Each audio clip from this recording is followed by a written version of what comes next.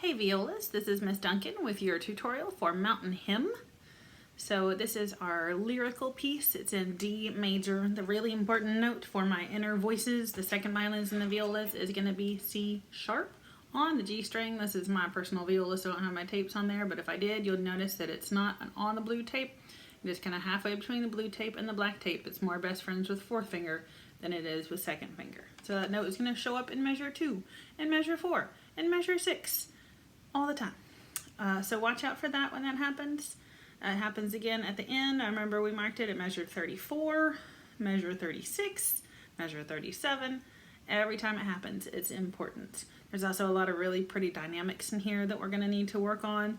So there's a lot of crescendos and decrescendos. We call them hairpin dynamics. So we're going to build up to the middle of a line and then bring it back down. So I'm going to play it with a metronome set to 68 beats a minute. I'll try and turn it off at the end for the writ. Here we go. 1, 2, 3.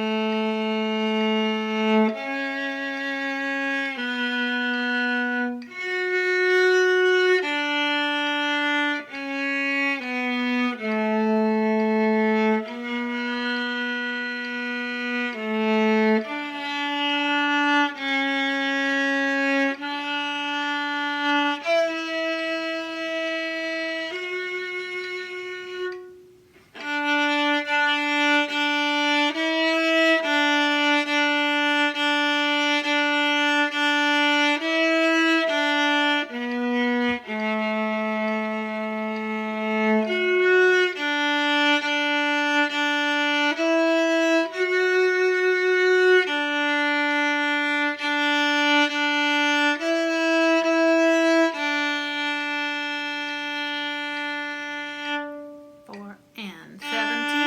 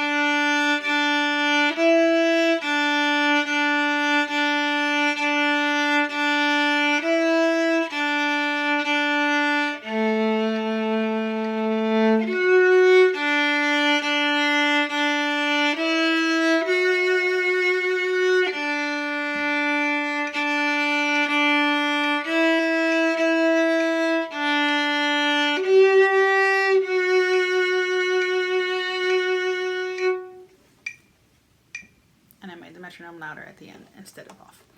All right, so this is kind of repetitive. I see that same idea come back with the open Ds a lot. So enjoy the moving line at measure 33. Measure 39 is kind of the culmination of the piece, fortissimo, and you get some cool stuff. You'll notice I added some fourth finger A's and D's. We'll talk about that in class, whether those need to be mandatory or optional, but it's there to save you a string crossing. So when you have all those moving notes at 33 and 34, fourth finger A would help, and then over at 37, fourth finger D would help. Good luck with your practice.